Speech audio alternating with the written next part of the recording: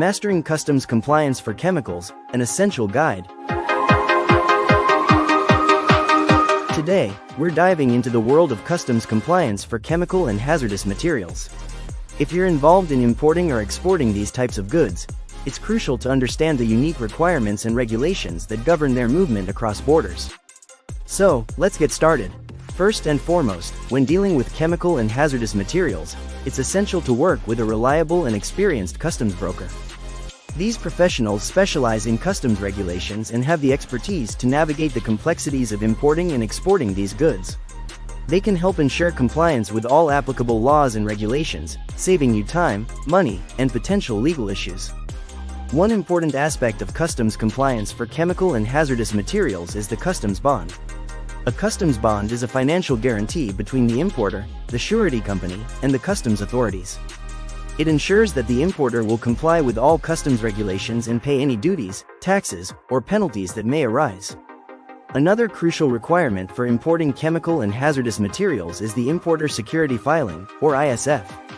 The ISF is a mandatory electronic filing that must be submitted to U.S. Customs and Border Protection, CBP, at least 24 hours before the goods are loaded onto a vessel bound for the United States.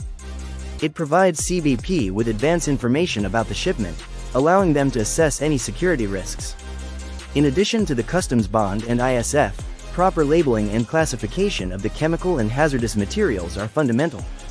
These goods must be correctly labeled, including hazard symbols and warning signs, to ensure safe handling and transport. Classifying these goods correctly is also crucial, as it determines the applicable customs duties, taxes, and regulations.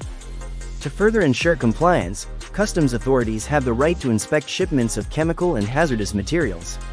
These inspections help verify that all necessary documentation is in order and that the goods meet regulatory requirements.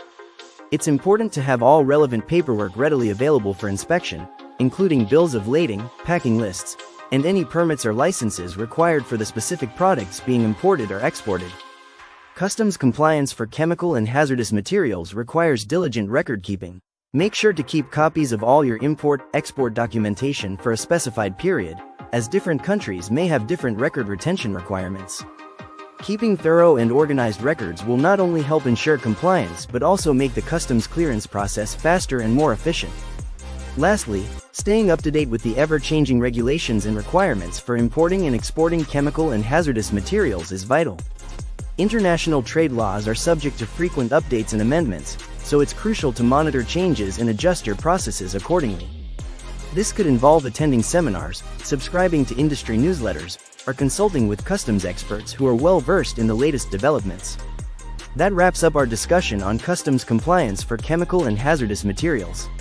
We hope you found this information valuable and informative. Remember, working with a knowledgeable customs broker, understanding the requirements for customs bond and ISF, properly labeling and classifying your goods, and maintaining accurate records are key factors in ensuring smooth import and export operations for chemical and hazardous materials. Thank you for watching, and be sure to subscribe to our channel for more informative videos on customs brokerage and international trade. Stay tuned for our upcoming videos, where we'll be diving deeper into other essential topics. Until next time.